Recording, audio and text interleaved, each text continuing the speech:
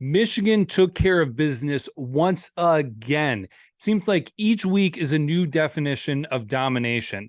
Now, yes, there were certainly two drives from the starters that ended in punts, but after that, it was reception after reception from McCarthy as he went 14 for 20. And then the running backs put up the most rushing yards that Minnesota has allowed from any team this year with 191 rushing yards.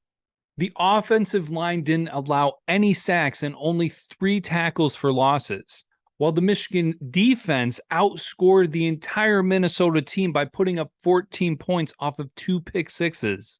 That same defense that held Minnesota to 169 total yards, which is 82 yards less than their worst performance from the rest of the season. That game was their home opener versus Nebraska. I, of course, don't want to overlook the fact that Minnesota was without their best running back for the game. But honestly, with how the night went, I don't think that would change very much about the outcome of the game. And the fact that Minnesota was able to put up more than 3 points was almost a near miracle because it was not just a perfect pass, but it was also a perfect catch for them to be able to connect on that touchdown. Now, granted, total credit to the quarterback and the receiver. They made that possible. But really, outside of that, that was almost the only successful part for their offense on the entire game. Minnesota's coach, PJ Fleck, may have been the one to say it best, as he said he believes that Michigan is the best team that he has coached against in 11 years.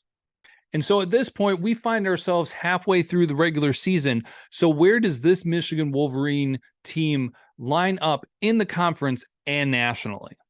The Michigan defense is the number 1 scoring defense in the Big Ten, only allowing opponents to score an average of 6.7 points per game. That also comes in number 1 nationally. For the passing defense, they rank number 2 in the Big Ten, only allowing 142.5 yards per game, and that also is number 2 nationally. Their rushing defense is ranked 3rd in the Big Ten, allowing only 90.83 yards per game, and that comes up 13th nationally. And in total defense, in total yards allowed per game, they are number 2 in the conference with 233 point yards per game. That is number 3 nationally. On the offensive side of the ball, they are number 2 in the Big Ten for scoring offense with an average of 37.3 points per game. And that comes in as 17th nationally. While in the conference, they're number 4 for rushing offense, putting up 185.17 yards per game. That comes in at 38th nationally. And in the conference, they're number 7th in passing offense, putting up 229.7 passing yards per game. And nationally, that is 73rd. While total offense, they're putting up 414.8 yards per game. And that comes in at 51st ranked nationally. Now, overall for the team, they are ranked number 1 in the conference by margin of victory with 30.7 points difference in the scoring margin, while that makes them ranked 3rd nationally for the margin of victory.